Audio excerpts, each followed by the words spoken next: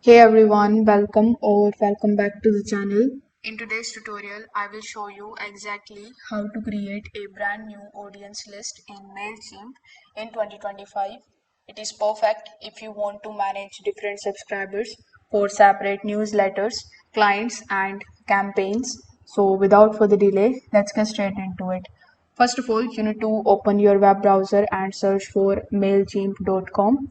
Over here, if you already have an account, simply click on the sign in option and provide your login credentials.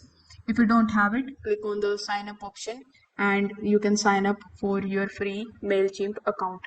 Now, once you are inside your Mailchimp dashboard, you need to hover over to the left hand section and click on the option of audience.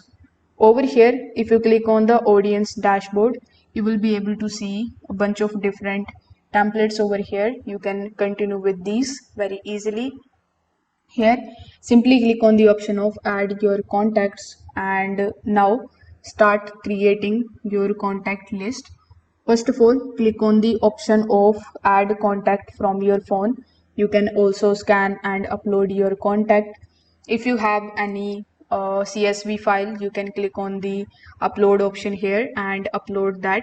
But if you don't want to do that, if you don't have any of these, you can simply just create your new contact. For that, come in the audience tab here, click on the add contacts option in the top right hand corner. Afterwards, select the option of add a single contact.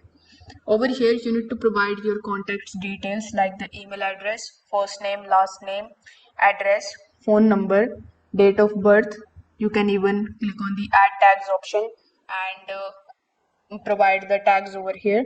You can also select from these popular tags available.